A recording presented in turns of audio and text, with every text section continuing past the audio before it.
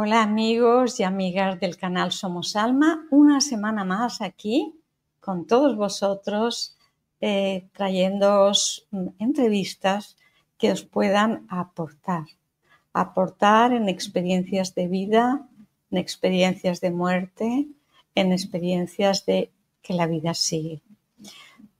Aquí en este canal hablamos de eso, de la vida, de la muerte y de esa vida o de ese más allá. Pero definitivamente lo importante no es que creáis o no creáis. Hazte una pregunta. ¿Vivo? Porque lo importante es vivir y vivir el aquí y ahora. Gracias a todos por vuestras suscripciones, por seguirnos y por vuestros likes, vuestros comentarios siempre maravillosos. Y hoy tenemos con nosotros a una mujer maravillosa. Tenemos a Victoria Pérez Escrivá. Victoria es profesora de música con más de 20 años de experiencia enseñando piano, licenciatura superior de Pedagogía Musical por el Real Conservatorio Superior de Música de Madrid. Se ha formado también en pintura, en escritura. Ha sido pianista en el Teatro de la Comedia de Madrid y ha trabajado como pianista y como actriz para la obra dirigida por Gerardo Maya, El hombre del Taj Mahal. Ha colaborado ocasionalmente como guionista de televisión en series, ha publicado libros infantiles y ha tenido numerosos premios y menciones. Os presentamos a Victoria Pérez Escrivá. Hola Victoria, gracias por estar aquí compartiendo con nosotros. Muchas gracias a ti. Tú tuviste experiencias ya desde muy pequeña, porque desde pequeña tenías premoniciones, tenías ese sentir que no sabías muy bien de dónde venía, ¿no? Cuéntanos. Bueno, en realidad mis premoniciones siempre han venido, desde pequeña vinieron con sueños. Y yo tardé muchos años en entender, porque yo creo que cada persona tiene como una especie de vocabulario onírico, no hay uno general, aunque a veces coincide. Y yo tardé muchos años en entender los símbolos que yo manejaba. Pero como muchos de estos se repetían y luego veía acontecimientos que de una manera intuitiva los relacionaba, pues me empecé a dar cuenta de que lo que estaba teniendo eran sueños premonitorios. Pero eso ya te digo que lo descubrí ya mayor. Lo que sí era una niña muy intuitiva, mucho. Esto lo he oído en un montón de entrevistas, pero era extremadamente sensible. Me imagino que nos pasa a la gente que somos intuitivas, pero sí, lo era. Y tenía muy metido en la cabeza, porque venía de un colegio católico y de monjitas, tenía muy metido en la cabeza que yo tenía una relación directa con Dios. No me preguntes por qué, pues yo estaba convencida que Él me escuchaba y tal. Esa relación directa con Dios luego se fue a hacer puñetas, diciéndolo así claramente, porque hubo un acontecimiento en mi vida que yo no pude procesar bien, que fue la muerte de mi primer novio en un accidente de moto, y yo ahí me enfadé muchísimo con la vida, con todo, y bloqueé muchas de estas, sensaciones que yo tenía. O sea, no quería saber nada de Dios, claro, porque para mí, lo que ahora llamáis supraconciencia o llamáis de otra manera, en ese momento, viendo un colegio católico, era Dios. Para mí era Dios y el Dios que yo imaginaba de pequeña, que es un poco como un Papá Noel, porque me he dado cuenta que yo lo imaginaba así. Luego, claro, esto ha evolucionado en mi cabeza, he leído mucho, he reflexionado mucho. Y ya de adulta sí que es verdad que seguí teniendo muchos sueños premonitorios que fui entendiendo y dándome cuenta de que se cumplían. Luego, Perdona, pero yo recuerdo que me habías comentado que tú decías a tu madre una premonición que te pasaría a los 17 años, ¿no? sí, es que eso fue muy difícil, sí, porque yo le dije a mi madre, no sé por qué, se me metió en la cabeza que yo era un ángel que había venido aquí además se lo decía: "He venido con muchos dones, pero tienen que ser para los demás", le decía. Mi madre debía pensar: "Esta niña está un poquito chalada", y no me hacía mucho caso. Pero entre esas cosas yo le dije a mi madre que yo me moriría con 17 años.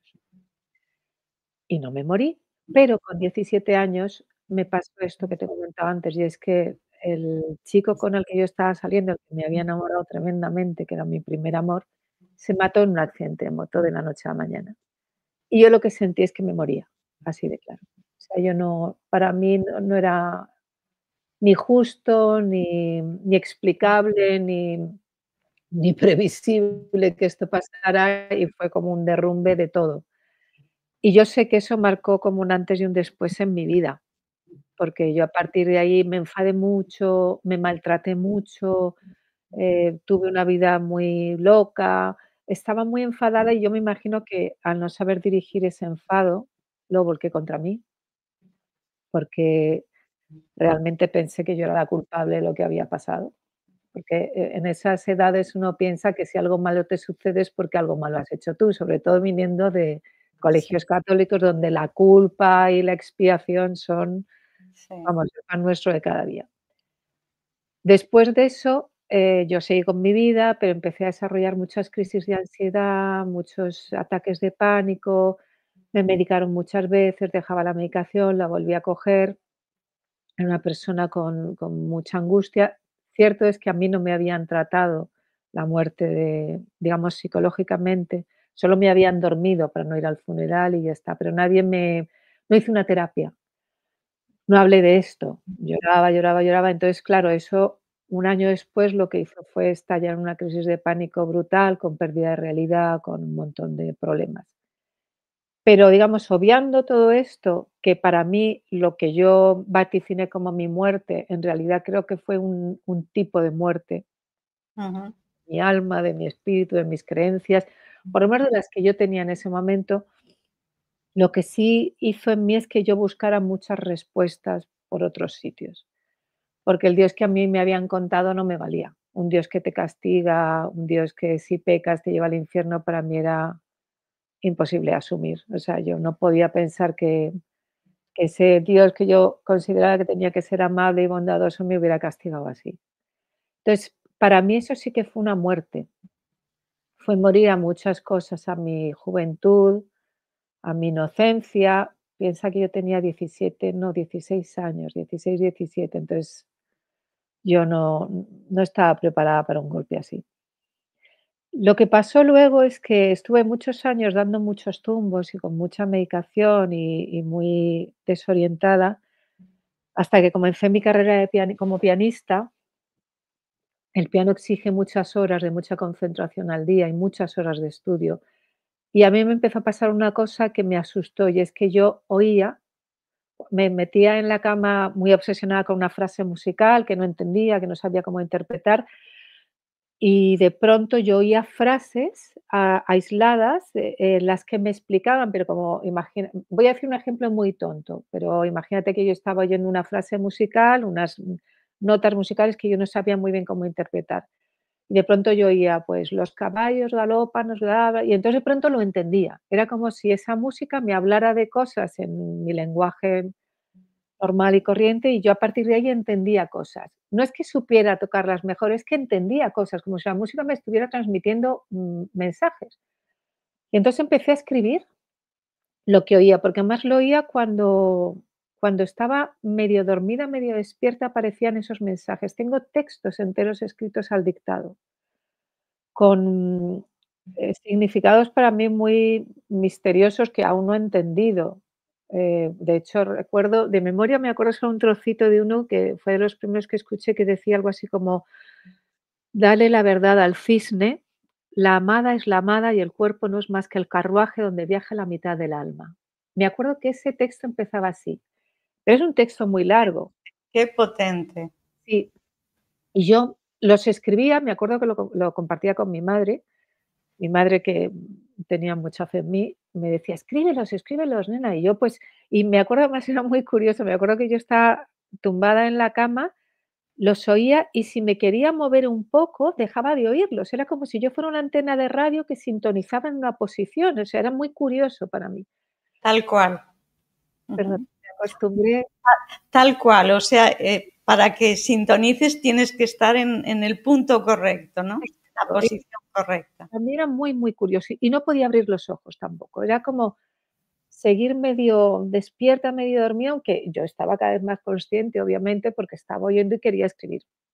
Hasta que mi madre me dijo: "Grábalo", y me puso una grabadora al lado. Entonces yo apretaba el botoncito y grababa cosas. Durante ese año yo dejé de tocar el piano porque me angustiaba mucho oír tantas cosas y cada vez que yo tocaba el piano oía. Dejé de escuchar música, yo estoy formada en música clásica, no podía escuchar música, recuerdo que solo podía escuchar, piezas, el Requiem según San Mateo de Bach, podía escuchar algunas piezas de Chopin, pero había otras que era imposible para mí, porque era un torpedeo de información que yo no podía asimilar, y yo además en ese momento pensaba que me estaba volviendo loca, o sea, sinceramente. Fui a terapia, lo conté a mi terapeuta,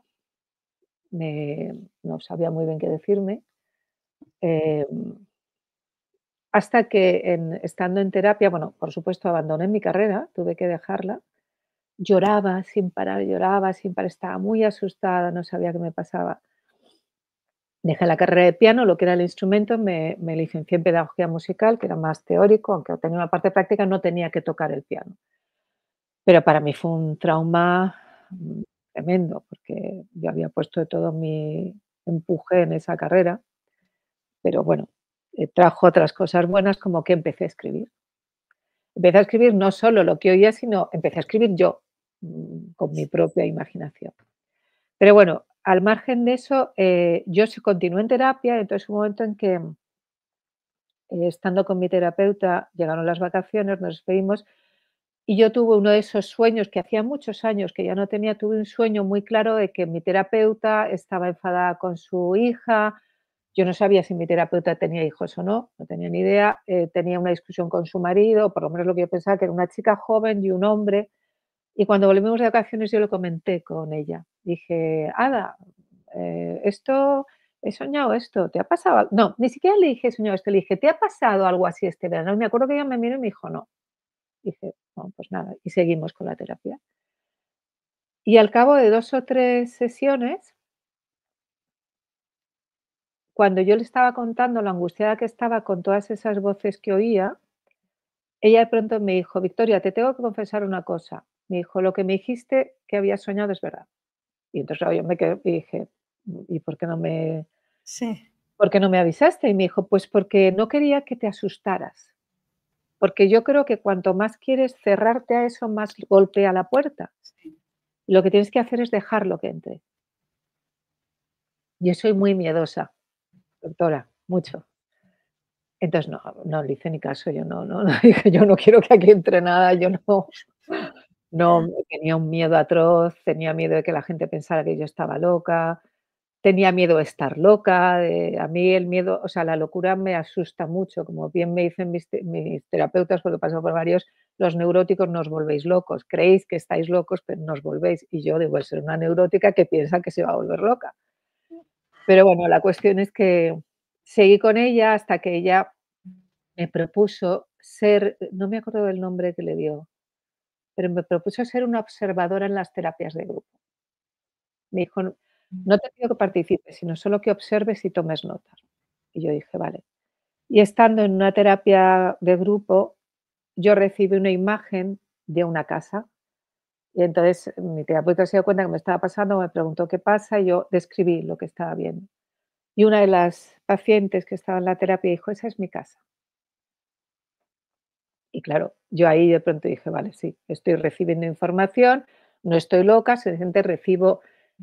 La idea es esa, soy como una antena que a veces recibe información, pero además de la que no puedo discriminar yo, curiosamente. O sea, yo no puedo elegir, voy a recibir información tuya, no.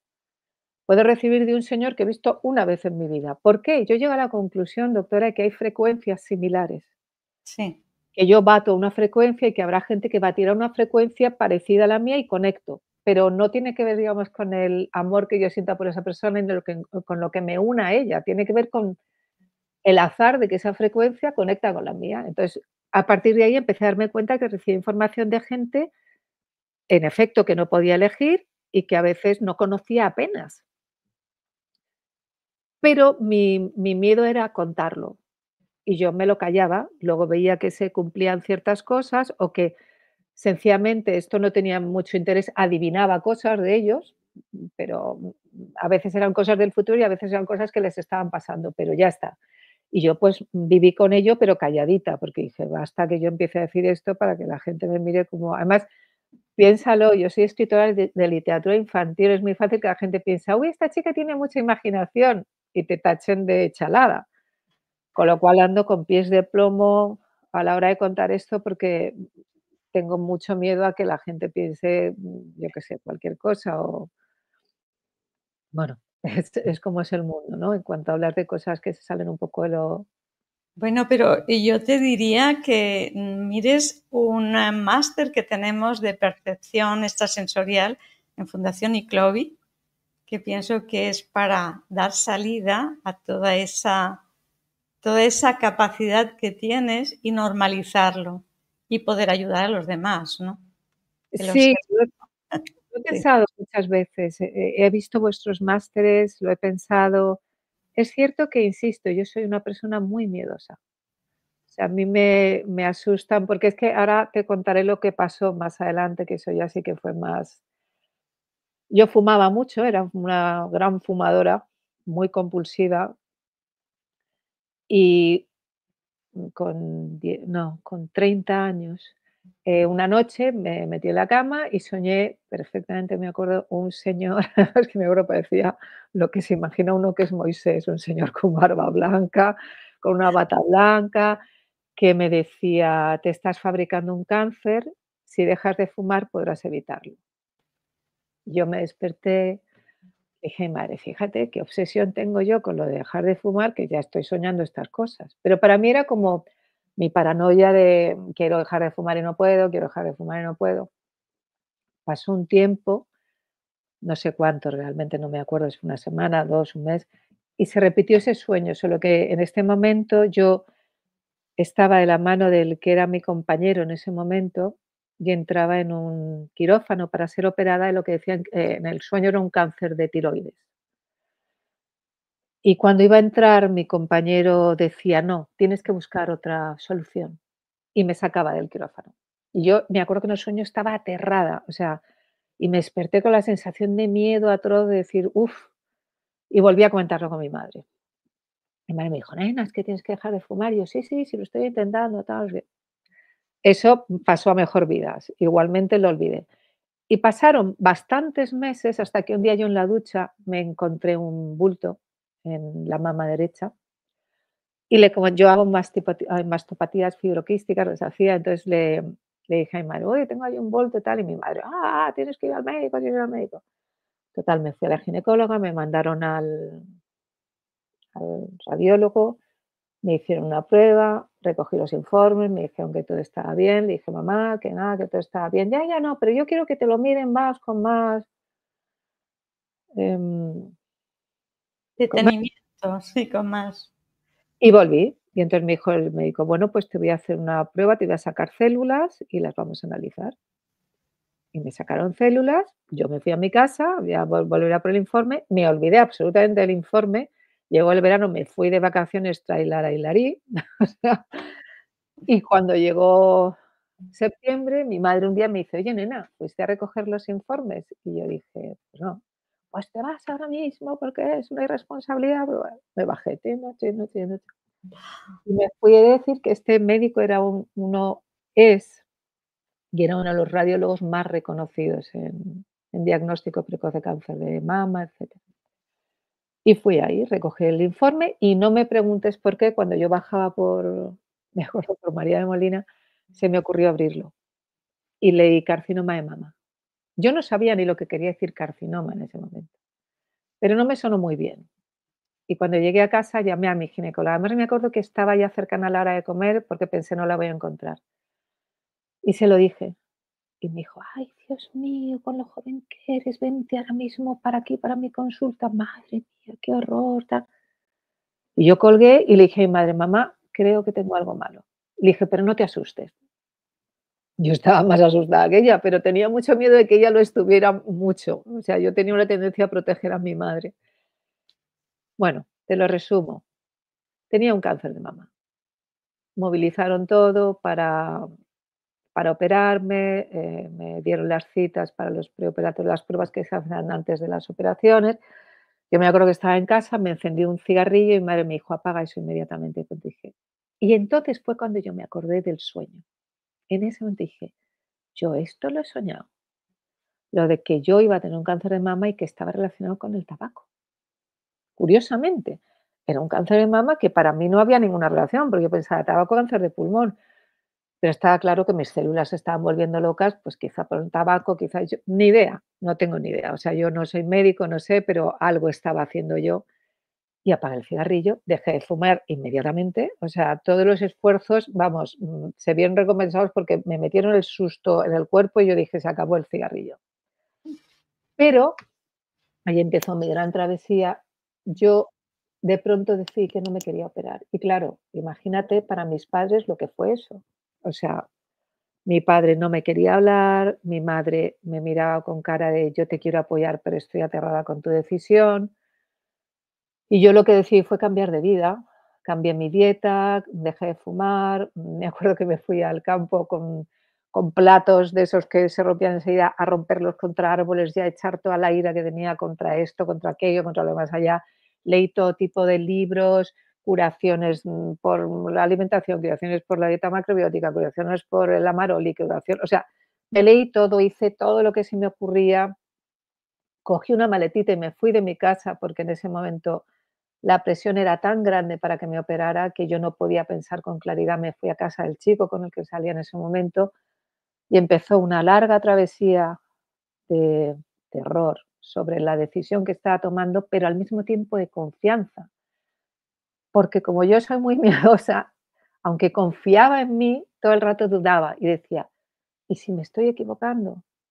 ¿Y si estoy siendo una persona muy imaginativa y me estoy imaginando que el sueño tiene que ver con esto? Y si estoy me llamaba, me acuerdo que me llamó el cirujano a casa para decir: "Mira, yo, declino toda responsabilidad, esto es una decisión tuya, pero que sepas que tienes la espada de Damocles sobre la cabeza, que a tu edad un cáncer así va a toda velocidad, que". Y durante muchos meses yo hice todo lo que se me ocurrió, y lo curioso es que recibí mucha ayuda. ¿Cómo recibí esa ayuda? En forma de sueños, de maneras mucho más peculiares, como, pues, por ejemplo, me acuerdo una noche que al final me venció el miedo y decidí operarme, y hablé con Merle y dije: "Vale, pues pide hora para la cirugía", lo atamos todo, pero yo esa noche me acuerdo que me puse de rodillas y dije: "Si me estoy equivocando, por favor, que me den una señal", y me metí en la cama. Y a la mañana siguiente, a las 8 de la mañana, sonó el teléfono. Y yo lo cogí y era mi terapeuta, la que yo había abandonado hacía meses, pues, no me acuerdo muy bien ni por qué motivos, pero llevaba meses sin habíamos parado la terapia. Me dijo: "Ah, Victoria, ¿cómo estás? Quería saber cómo te va todo". Mi terapeuta y yo teníamos una relación muy maternal, muy ya éramos casi más amigas que otra cosa, porque me había tratado desde muy jovencita, ya muchos años con ella. Y le dije: "Pues mira, Ada, me está pasando esto, me han diagnosticado un cáncer, me va a operar tal doctor". Y me acuerdo que me dijo: "Ni se te ocurra operarte con ese médico". Dije: "¿Qué?". Dijo: "La operación de mi prima la hizo con él, le pilló una cadera de nervios, está en unidades de dolor, no, no, no, no te operes con ese cirujano, de verdad, hazme caso". Yo, claro, me quedé diciendo, para mí, doctora, yo no sé si ese cirujano era bueno o malo, ahí no entro, pero para mí fue la señal que yo había pedido. Y dije: "No me opero". Llamé a mi madre y dije: "Mamá, no me opero". "¿Pero cómo? No me opero, mamá, que no me opero, que no me opero". Seguí con todo el proceso y recuerdo un día que yo estaba trayendo cosas de mi casa a casa del chico con el que vivía, y estaba en esos días de duda otra vez, me estaré equivocando, me estaré equivocando. Iba con unas bolsas muy cargadas en el autobús, y el autobús estaba llenísimo de gente. Yo estaba muy pegada al primer asiento que hay detrás del conductor, el que es individual, y me acuerdo que había alguien ahí sentado que estaba mirando por la ventanilla, yo solo le veía la nuca. Entonces llegó un momento en que yo iba a bajar toqué el timbre y cuando me iba a girar, de pronto esa persona se giró hacia mí y me dijo: "No te preocupes que todo irá bien".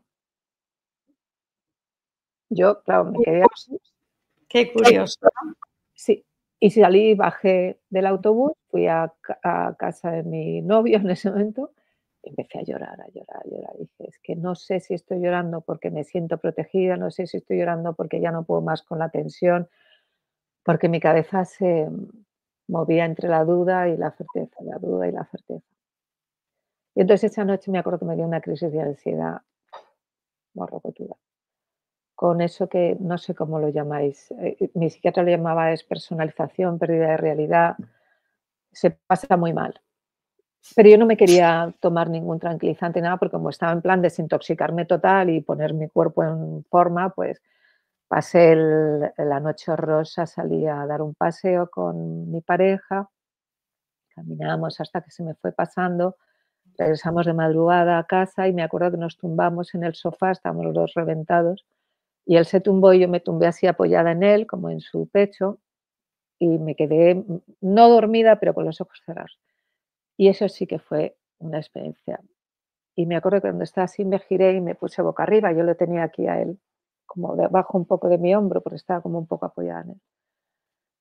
Y eso lo recuerdo como una cosa. Y entonces noté como si bajara algo, como encima de mí, un cuerpo, algo, era alguien que estaba desplazándose así paralelo a mí y me besaba. Pero lo que yo noté fue un amor tan brutal que yo no había sentido nunca, ni viniendo de mi madre, ni viniendo de mi novio, ni viviendo en mi familia, o sea, era alguien que me estaba diciendo algo así como: "Te amamos".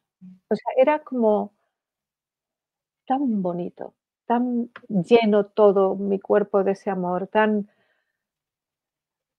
reconfortante, tan sin lugar a duda de nada.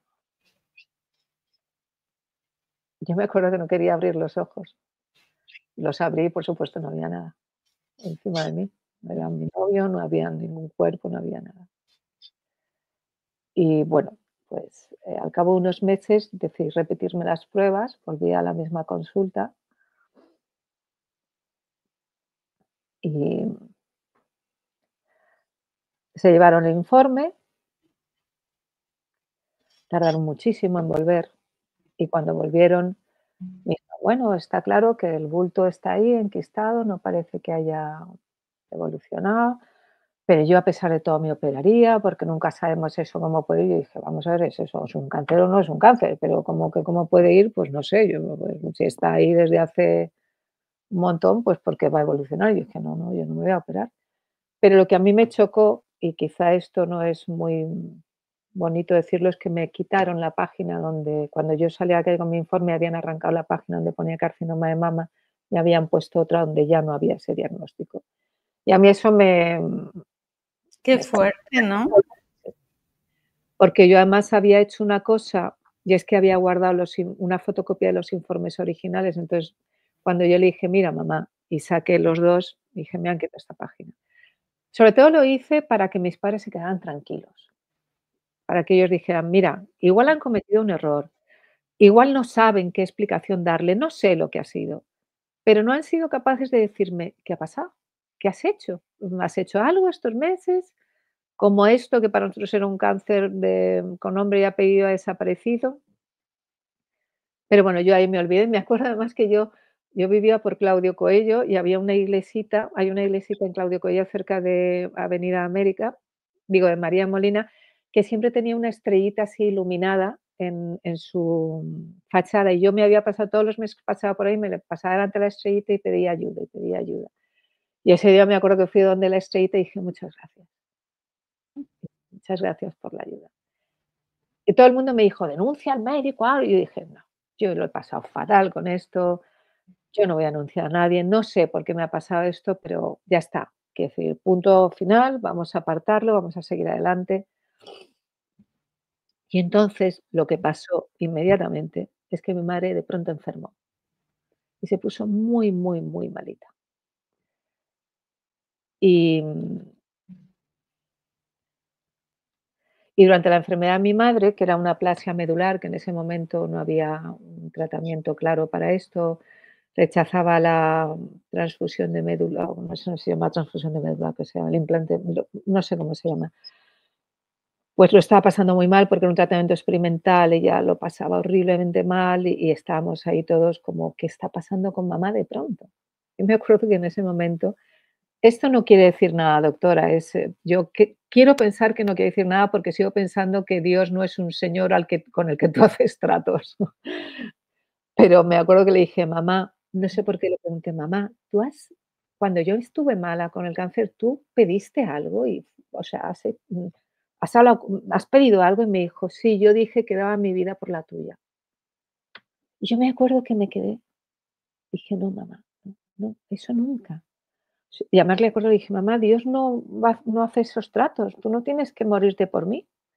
Pero yo me sentí fatal, porque dije: "A ver si ella se lo ha creado todo", yo qué sé, no sé, ¿sabes? Dices.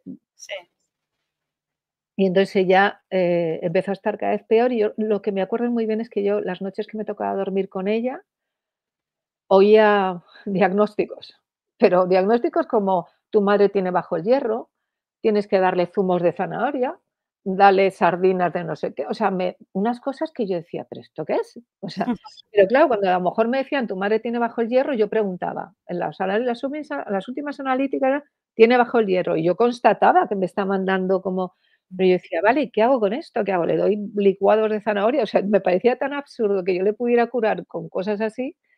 Yo bajaba a la capilla de la clínica Moncloa a rezar todos los días, pedía: "Por favor, no os la llevéis, por favor, no os la llevéis". Y un día que le tocaba pasar la noche a mi hermana, yo estaba durmiendo en mi casa y me acuerdo que esa mañana me desperté porque estaba oyendo una voz que me decía: "Tu madre va a ver todas sus vidas". Y yo me desperté y le dije a mi compañero: "Fíjate lo que acabo de oír". Y al minuto llamó mi hermana diciendo que mi madre había entrado en coma. Yo me empecé a arreglar para ir corriendo a verla y a los 3 minutos me llamó para decirme que mi madre había fallecido. Me he comido una cosa. Antes de eso, unas mañanas antes de eso, yo me desperté con mucha angustia, porque piensa que venía de un año de batallar un posible cáncer mío, unido a ahora mi madre se nos estaba muriendo. Era como no estar en unas trincheras y nunca poder salir de ellas, ¿no? Estar alerta, alerta. Y me acuerdo que una mañana yo estaba, no me preguntes por qué, haciendo ropa compulsivamente, y entonces estudiaba patrones, yo no había cosido en mi vida, y entonces hacía patrones, me hacía vestidos, estaba todo el día cosiendo, no sabía por qué, pero estaba a coser y esta pieza va por aquí, está por allá, era un ejercicio arquitectónico en mi cabeza, pim pam pum. Y una mañana me desperté muy, muy mal de ánimo, antes de que mi madre muriera, y vi todos los patrones ahí en el suelo. Y me acuerdo muy bien lo que sentí. Yo sentí como si me dieran un golpe aquí en el pecho, ¡pa! Y la sensación es que se te abre un agujero y te pasa aire a través, ¡fum! Como un aire frío. Y de pronto me acuerdo que yo miré las azoteas, yo vivía en un ático y tenía unas antenas delante, y de pronto entendí que todo estaba relacionado. Los patrones, las antenas, el pajarito en la cosa de enfrente, el tocadiscos que tenía mi compañero al lado, las nubes, el semáforo en la calle, era una cosa extraña. Todo era la misma cosa y todo es la muerte de mi madre, y todo estaba bien. Todo estaba lleno de un amor infinito, todo estaba relacionado una cosa con era como una especie de conexión de todo, y todo estaba perfecto y no pasaba nada. Y mi madre se estaba muriendo. Y yo me acuerdo que empecé a hablar. Y mi novio se quedó callado escuchándome, y yo empecé a hablar. Yo no consigo acordarme bien qué es lo que dije, pero me acuerdo que para mí era como que de pronto entendí que estaba bien, que no pasaba nada porque mi madre muriera, que no pasaba nada, que los patrones tenían relación con eso, que la antena de enfrente tenía relación con los patrones con mi madre, que el pagar, o sea, que todo, todo, todo era como una especie de lenguaje en el que todo estaba casando perfectamente y cuadrando, y todo estaba bien. O sea, es verdad que yo a día de hoy, cuando esa experiencia ya ha pasado, pienso, igual el estrés que uno tiene en ese momento es tan grande que tu cabeza inventa yo qué sé qué para decirte que todo está bien. No lo sé. Me cuesta pensar que es eso, porque la sensación física fue muy brutal, muy. Y la comprensión iba más allá de: "No pasa nada porque mi madre se murió". No, no, no era eso, era: "Es que todo está relacionado". Es que y me acuerdo cuando salí de ese estado, el que fuera, que no es que yo estuviera ida ni nada así, yo era consciente que estaba entendiendo algo y lo estaba expresando. Mi compañero me dijo: "Tenía que haberte grabado". Dice: "Porque todo lo que has dicho ha sido alucinante". Yo honestamente no recuerdo qué es lo que yo expliqué, no consigo acordarme. Sé que la sensación era: "No tengas miedo, todo está bien y todo está lleno de un amor infinito". Pero yo no sé reproducírtelo ahora, no sé decirte qué era. Mi madre falleció días más tarde, como te acabo de explicar. Yo lo pasé muy mal, entré en mucha depresión, lloraba mucho, pero a la semana de la muerte de mi madre, yo había contratado desde hacía meses un curso de Reiki, que quería hacer Reiki, y no me apetecía nada ir, la verdad. Pero me acuerdo que mi compañero me dijo: "Vete, vete, te distraes, son relajaciones, imposición de manos, igual te va bien", y yo fui. Dije: "Bueno, pues voy". Y nos reunimos en una casa en Gran Vía, que debía ser un antiguo despacho de oficinas muy grande, esas casas muy antiguas, techos muy altos, o espacios muy grandes.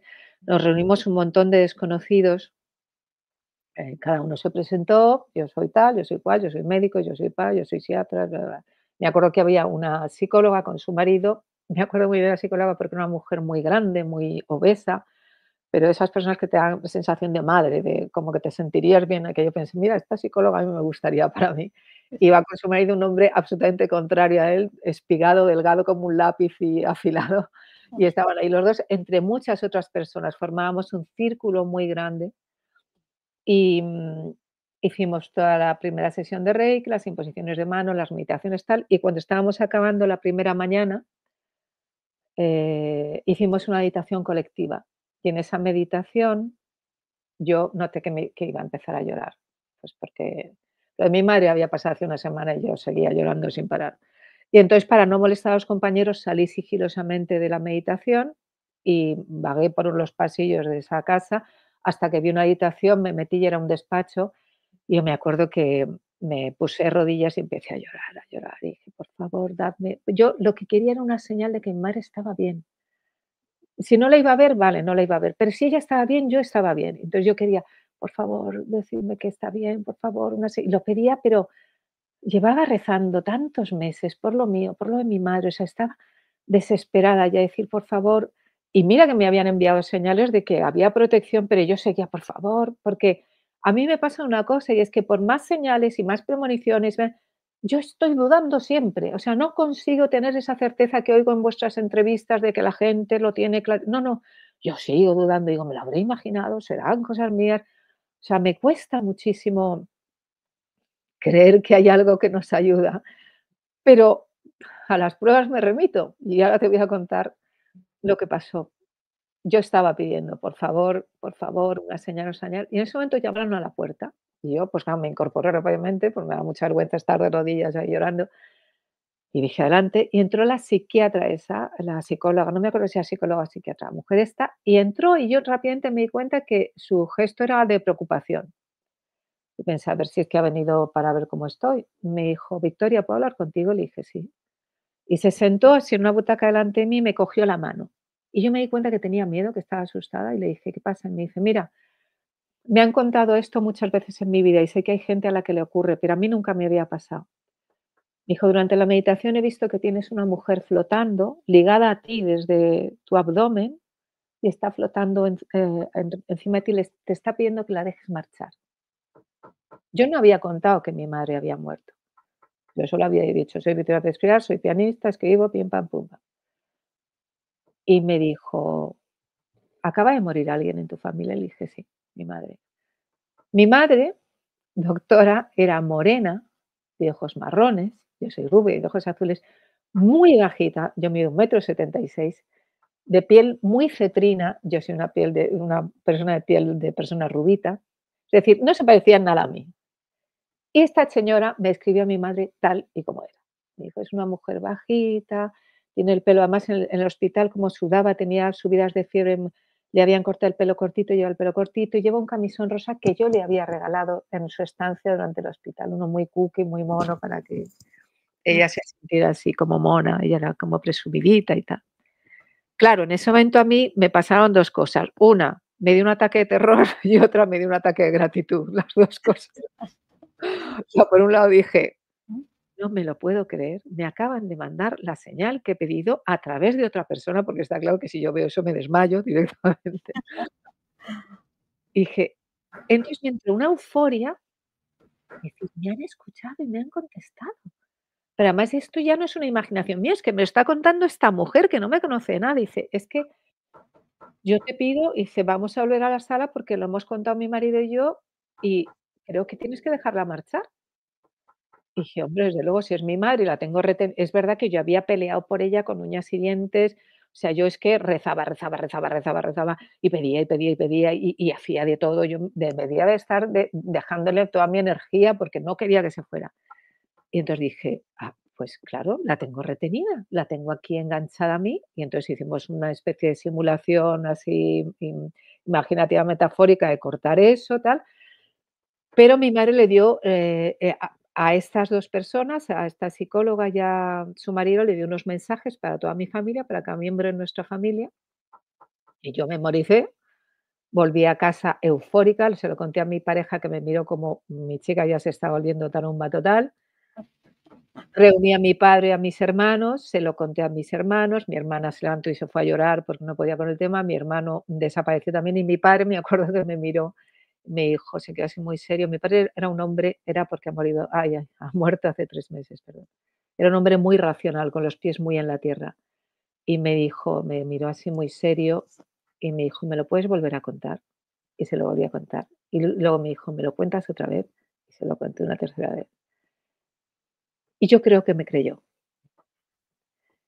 Y, después de eso, esa noche, yo, pues ya te digo, estaba eufórica, sé lo que se iba a contar a todo el mundo, la familia de mi novio, que además su padre era médico, imagínate el padre lo que debía de pensar de mí, está loca, no se quiere operar de cáncer y además encima me dice que apareció su madre muerta, o sea, debían de pensar, la pobrecita está para que la encierren. Y yo, pues, se lo quería contar al primer desconocido que pasaba por la calle, que para mí era el milagro de Lourdes, por Dios, ¿qué ha pasado aquí? Pero esa noche me pasó una cosa que me asustó mucho y es que yo estaba durmiendo y de pronto vi unas bolas enormes de luz, pero como si fueran unas pompas de jabón gigantes que se abalanzaban sobre mí, y en ese momento yo me quedé sin aire. Debí de tener una apnea del sueño o algo así, y estaba medio dormida, pero no podía respirar. Y pensé: "Me voy a morir ahogada aquí, en mi propia cama, después de todo lo que me ha pasado, me voy a morir esta noche aquí". Y me acuerdo que en ese momento yo dije solté y dije: "De acuerdo, pues me muero". Dije: "Ya está, ya no puedo más", pensé yo, me rindo. O sea, ya no voy a luchar ni por mi cáncer, ni por mi madre, ni por películas para otros. Fue como decir: "Ya está, lo que sea, ya no quiero luchar más". Y en ese momento, ¡bum!, me entró el aire. Y yo, ¡ah!, me incorporé, me entró un ataque de terror, le dije a mi novio: "Llámame a urgencias, me estoy volviendo loca", otra vez, porque, insisto, soy una persona muy miedosa, y dije: "No puedo, yo ya no puedo más". Y me acuerdo que esa noche yo dije: sea lo que me está ayudando, os lo agradezco, pero no quiero volver a ver nada más en mi vida. Yo no estoy preparada para esto, soy demasiado miedosa, no puedo con el tema, pero algo debió de quedarme de todas estas de esos 2 años tan terroríficos y tan, por otro lado, maravillosos que pasé, porque luego la vida ya no yo no encajaba en la vida. Yo sabía que había algo que yo había experimentado que era puro amor, en el que incluso el fallecimiento de la persona que más quieres en el mundo, que es tu madre, no era una tragedia, y yo quería recuperar esa sensación y no podía recuperarla. Pero yo sabía que eso era el estar normal del ser humano, entender que todo estaba conectado y que todo está bien, que las cosas están bien como están, que no hay cosas equivocadas, que no hay errores, que todo cuadra, y no podía volver a sentirlo. Y de hecho no lo he podido volver a sentir. Quiero decir, yo lo cuento porque hace 30 años, no, 31 años de esto. Y son 31 años de sigo con mis premoniciones, sigo con la sensación de que puedo hablar con mi madre, de que puedo hablar con mis abuelos, de que me avisan de cosas, me avisan de sucesos, me avisaron de la muerte de mi padre de hace 3 meses y me preparé lo mejor que pude para ella. No me quita el dolor de que no esté, ni me quita el echarle de menos. Eso tengo que reconocerlo. Yo cuando oigo vuestros testimonios, Digo, qué bien que la gente haya estado en el otro lado y haya podido traerse esa sensación aquí. Yo la perdí, ojalá la tuviera, pero recuerdo que la tuve. Y sobre todo, mi vida está llena de cosas extrañas, de percepciones, de intuiciones, de premoniciones en sueños y ya no en sueños. Durante el día tengo premoniciones absurdas, pequeñas premoniciones, me anticipo a cosas que me pasan 2 minutos más tarde.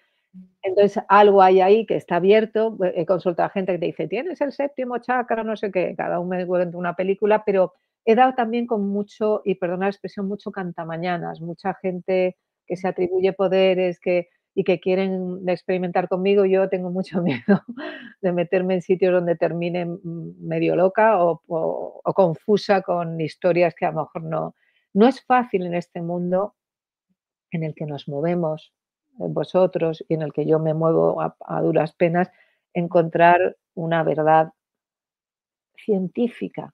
Demonios, porque yo necesito que algo me lo respalde un poco, porque siempre te entra la duda de yo sé que muchas veces la intuición va por delante de la ciencia, y que a lo mejor muchos de los testimonios que está viendo ahora un día científicamente se comprueban, se ven, se constatan, se sabe que hay otra dimensión y podemos acceder todos a ella. O sea, yo espero que eso suceda, que en algún momento eso sea un cambio de conciencia del ser humano que nos lleve a percibir otros planos, no sé. Pero hoy por hoy lo único que encuentro es gente que me habla de cosas intangibles, que yo no sé si son verdad, te he puesto la mano aquí, te he quitado no sé qué que llevas, de hecho, no lo sé. Pero Victoria, por eso yo te hablaba de nuestros cursos, porque está la ciencia detrás, ¿no?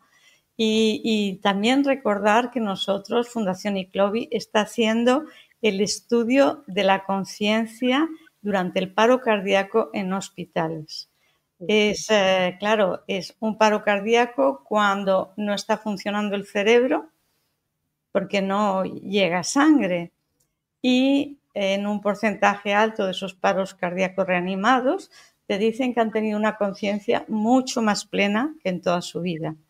No es que le pase en un bosque o durmiendo en su casa, no. En un hospital donde puedes constatar que realmente el corazón no estaba latiendo, por tanto el cerebro no estaba recibiendo sangre, y si el cerebro es el productor de la conciencia, no está produciendo conciencia. ¿Cómo puede ser que estas personas tengan una conciencia de hechos que están pasando en esa habitación y que te lo pueden constatar, o a distancia? Y también se pueden constatar. Hay cosas que no, que son muy personales, pero hay otras cosas que son observables y verificables, ¿no? Y sobre todo también nosotros estamos haciendo esta investigación siguiendo todos los parámetros de la ciencia, pasando por el Comité de Ética, el de Investigación Nacional, bueno, todo eso.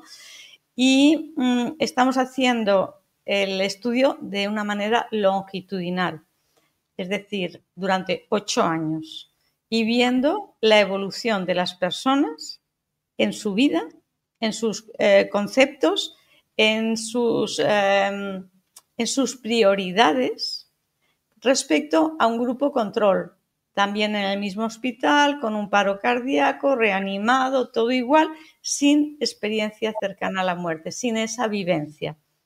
Y como que lo podían vivir igual, porque los dos han tenido una segunda oportunidad de vivir. Y entonces valoras lo que tienes o valoras lo que podías haber perdido, y tu vida puede cambiar. Sin embargo, cambia la de las personas que han tenido una experiencia cercana a la muerte.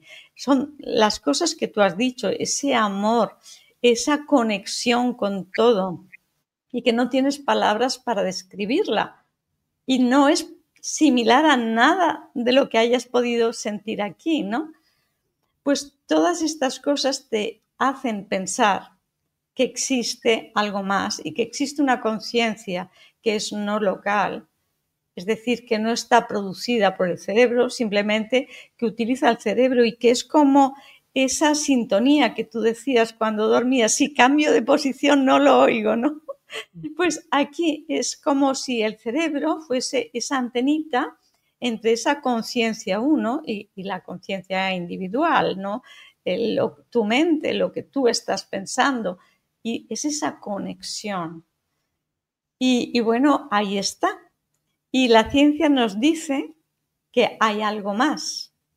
Y también no solo eso, sino la lucidez terminal, personas que están a punto de morirse y han tenido un Alzheimer, una alteración en su estructura cerebral comprobable, y después de a lo mejor 8 años de haber tenido ese deterioro que es progresivo, de repente se despiertan y con toda la claridad del mundo se despiden de cada uno de sus hijos, de sus familiares, recordando anécdotas, perfecto, y después se van al día, a los 2 días, poco tiempo. Eso indica que la conciencia va más allá. O cuando te vas a morir en un porcentaje muy alto en las investigaciones, vienen a buscarles familiares y están hablando con familiares. Generalmente es la madre que viene si la madre ha fallecido, pero puede ser un amigo, puede ser un familiar, el padre, un hijo. Y ocurre. No puedes decir que no, y eso está constatado. Pero eso rompe los conceptos actuales materialistas. Entonces, somos algo más. Somos algo más que no muere. Tenemos este cuerpo en 3D para vivir esta vida 3D, pero cuando no necesitamos ya vivir esta experiencia porque ya la hemos vivido, dejamos el cuerpito como la serpiente que cambia de piel o el traje de submarinista que te lo quitas porque ya no lo necesitas, porque ya no estás en tierra, no estás en el agua, pues igual, ¿no? Entonces, sí, la ciencia está investigando que somos algo más. Pero que a veces los parámetros que tenemos y los instrumentos ya son antiguos, pero nos ayuda a abrir una luz y decir, esto está pasando, no podemos decir que no pasa, pero está pasando. Tenemos que averiguar cómo pasa y para qué pasa, ¿no? Y sobre todo, mi pregunta es, ¿por qué unas personas sí y otras no? Eso no lo sé, pero en principio todos tenemos percepciones y tenemos capacidad de... Lo que pasa es que la tapamos por un hemisferio cerebral izquierdo que está en la lógica, la razón, y todo aquello que no se ve no existe, se tapa, da miedo. No puedes negar que aquello ha ocurrido. Y además luego es demostrativo porque ocurre aquello que tú pensabas. Entonces, ¿por qué no creer? ¿Por qué no aceptar? ¿Por qué no desarrollar en vez de tapar, ¿no? Pero todos tenemos estas percepciones y también las experiencias cercanas a la muerte no las tiene todo el mundo. O sí, no lo sabemos. Pero también se ha demostrado que todos soñamos, que todos tenemos una fase REM, donde existen los sueños, se puede monitorizar y sin embargo no todo el mundo se acuerda de los sueños, parece que no haya soñado. ¿Quién dice que todos tengamos esas experiencias, pero luego al volver aquí, al despertarte, ya no lo recuerdas? No sabemos. Y en eso estamos. Entonces, no tengas miedo a tener esos dones, agradece esos dones que son para algo. Y generalmente ya no son solo para ti, sino para ayudar a otros. Sí, no sabría cómo usarlos para los demás, la verdad.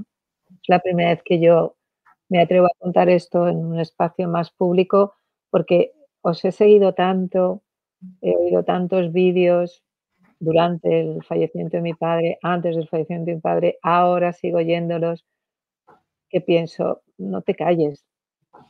Si piensan que estás loca, es que piensen lo que quieran, pero esto es una realidad que tú has vivido, tu familia la vivió contigo, tienes amigos que estaban a tu lado y lo vivieron, y tengo unos documentos que acreditan lo que digo. Entonces, realmente no haces bien, pero hay mucha resistencia, Pero en tienes que la gente. entender que hay mucha resistencia porque a decirlo porque te tachan de loca, te mandan al psiquiatra, te dan medicación y no quieres. Y otra porque pierdes amistades, porque, no lo sé, claro, te quita también tu zona de confort. Ujú. Porque si tú sientes eso, lo sigues, lo crees, se te desmonta tu zona de confort. Sí, sí, no, no, además yo me doy cuenta de que yo hago un ejercicio conmigo y es recordarme lo que he vivido, recordarme quién soy, porque esta vida está hecha de manera que te ayuda a olvidar, no a recordar, te empuja a olvidar.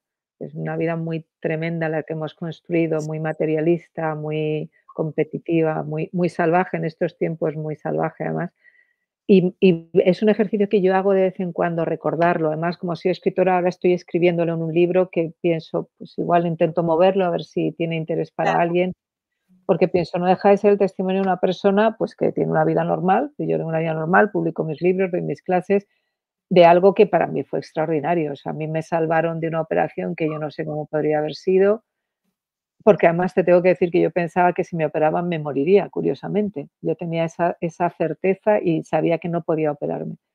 Y luego me ayudaron a entender que a veces, y es lo que yo creo, el amor que tenemos hacia la gente que se está queriendo ir, está queriendo hacer el tránsito, los retiene y hay sí. que tener mucho cuidado con eso, porque a veces no les facilita.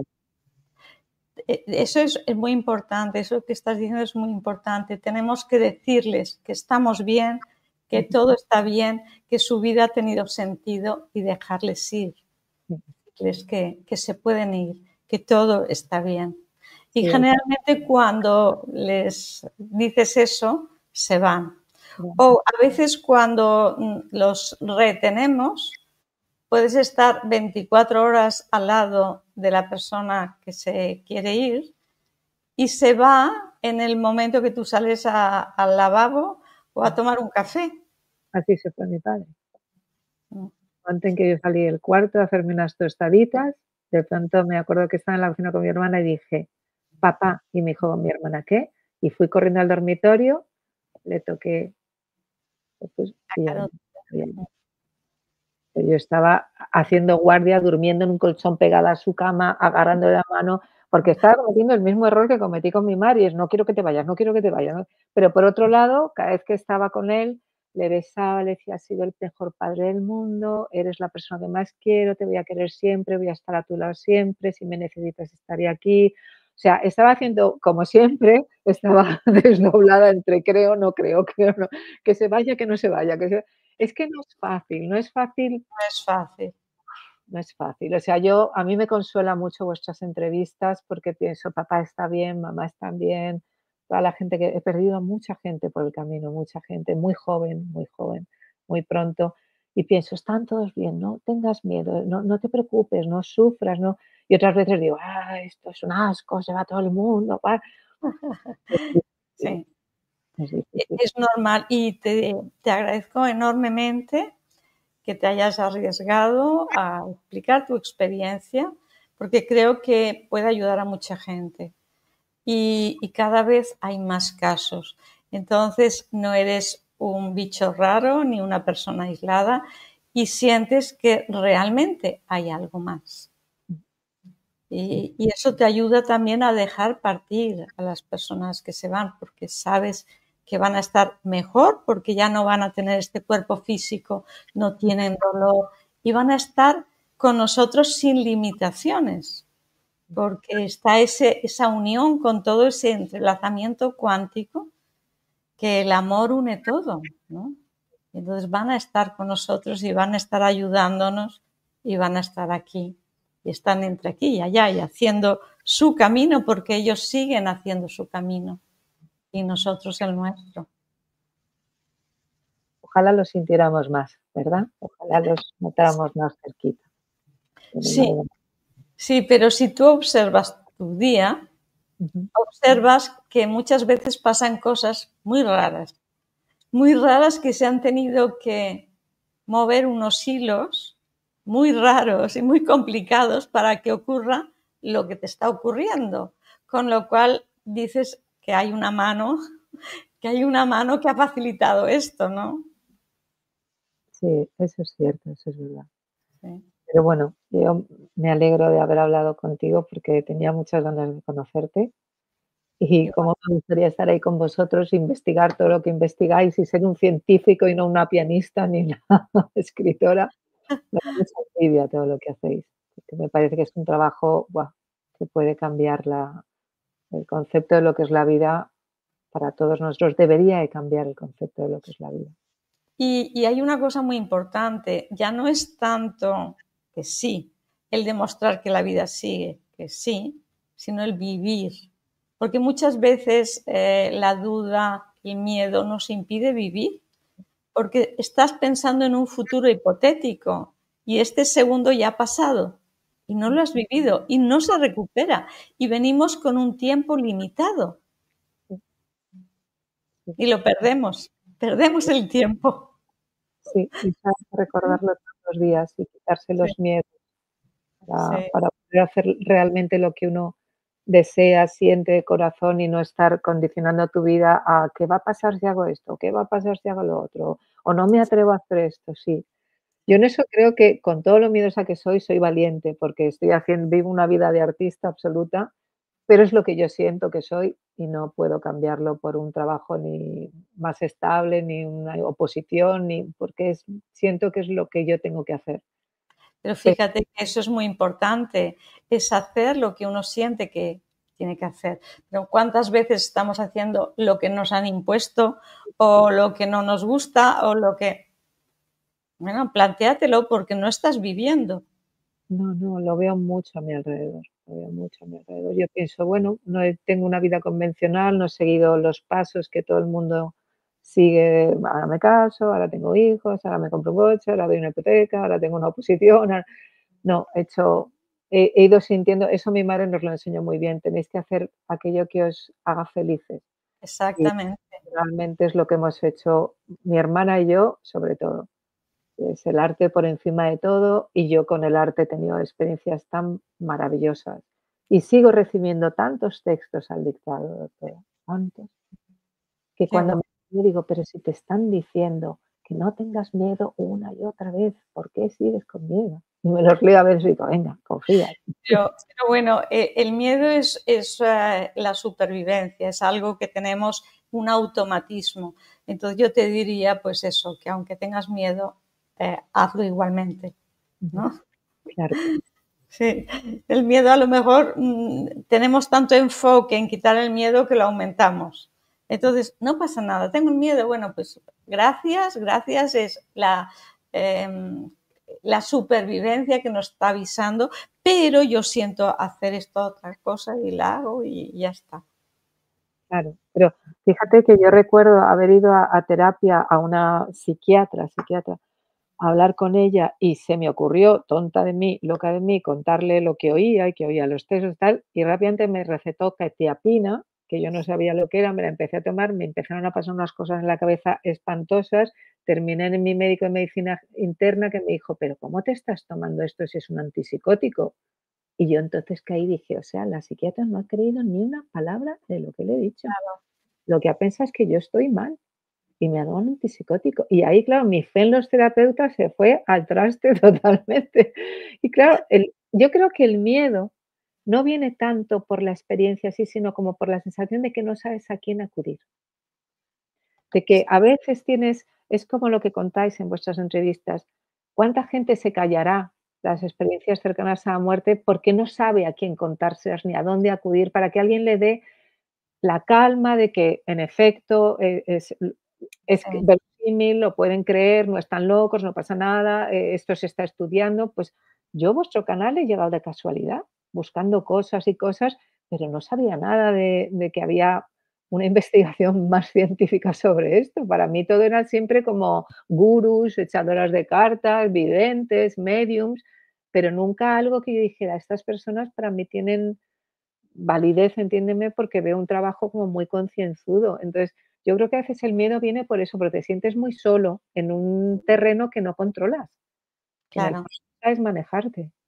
Por eso, a través de Fundación Iclovid tenemos las dos vertientes. Una ventana abierta a que las personas puedan expresar su experiencia y no sean tachadas de bichos raros. Y por otra, es la parte científica, a través de la investigación y a través de divulgación en los cursos. Pues nada, pues me asomaré a vuestro programa a ver si me animo. Pues bueno, pues muchísimas gracias, Victoria, por compartir Gracias a y, ti. y bueno, hasta siempre. Hasta siempre. Gracias. Adiós.